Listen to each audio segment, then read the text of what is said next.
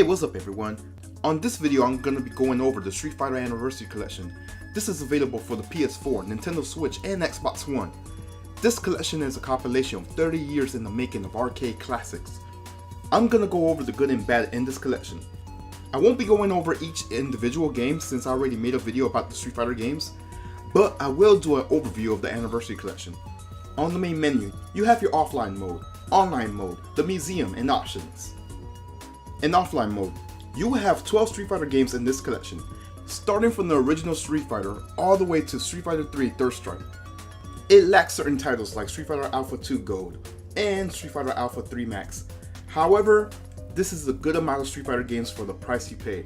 In my opinion, this is a good collection for anyone who doesn't have different consoles to get certain games. For example, in my case, I never played Street Fighter 3 New Generation and Second Impact because I never owned a Sega Dreamcast, so it benefits me to have this collection. For the most part, the modes are usually just arcade versus in training for these games. You could adjust difficulty, timers, damage, speed, and so on depending on the game. The choices vary on the game. There's also a save feature. Unfortunately, there isn't any extra modes on these games. It's just the actual arcade mode for the most part. For online, you will have many choices like rank, casual, lobby matches, and all that good stuff. The main games to play online will be Street Fighter 2 Hyper Fighting, Super Street Fighter 2 Turbo, Street Fighter Alpha 3, and Street Fighter 3 Third Strike. You could decide which game to play between in the lobby, and they'll have a roulette choice if both parties decide differently. The lobby only has 4 slots unfortunately, so you can't have a big group in the lobby.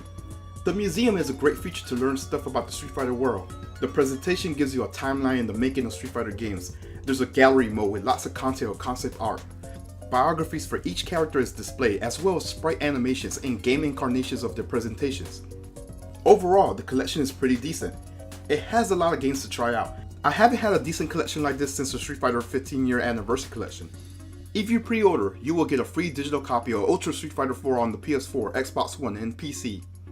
This is great, mainly for PS4 and PC players, mainly because you have access to every Street Fighter game in one console if you include Street Fighter 5 as well.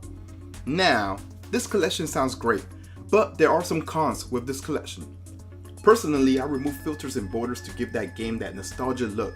The borders have great art, however there isn't much variation with the borders and sometimes you get tired of seeing the same art, so I usually just remove the borders. There's only training mode for Street Fighter 2 Hyper Fighting, Super Street Fighter 2 Turbo, Street Fighter Alpha 3, and Street Fighter 3 Third Strike. I might be nitpicking here, but I feel like the choices to train should be for every game. I also noticed there's no option to change the amount of rounds in each match. I think the idea was to feel like you're playing the arcade and not a console game. However, speaking of options, I will say this about certain games in the collection. Some of these games are pretty hard. Even on the easiest difficulty, these games are quite challenging. I guess this is where the save feature comes in handy. Yeah, in this collection, you could save and load your progress in arcade. Okay, let's talk about the online. When the online lobby works, the online runs smooth. However, there are some complaints I have. One of them will be the lobby room. There's only 4 slots per lobby. And another thing is that sometimes the lobby will glitch and it looks like you could get ready to have some matches, but you will lose connections. The lobby will say I will leave the lobby, but I'm obviously in that lobby. It's weird, and hopefully Capcom could resolve this issue with the online. Also, I noticed there's no way to change stages, but I think it goes back to what I was saying earlier. The aim is to give you that original arcade feel as far as stage selection is concerned. I will say this, it's too bad Street Fighter Alpha 2 doesn't have an online mode. This one is considered a fan favorite. Overall, this collection is good for any Street Fighter fan. It's a great way to celebrate 30 years of fighting games for Street Fighter. For the most part, it's a good collection. The main part that needs fixing is the online. Other than that, I recommend it. Thank you guys for watching. I hope you guys enjoyed this video. I also hope you guys are enjoying the anniversary collection. If you liked the video, make sure to hit the like, comment on your thoughts on the collection, and make sure to subscribe. All these actions really help out the channel, especially with this YouTube ad-friendly crisis. In case you want to check it out, I made a video about the history of Street Fighter games and discussing the games individually. The link is on the description and there is an annotation as well.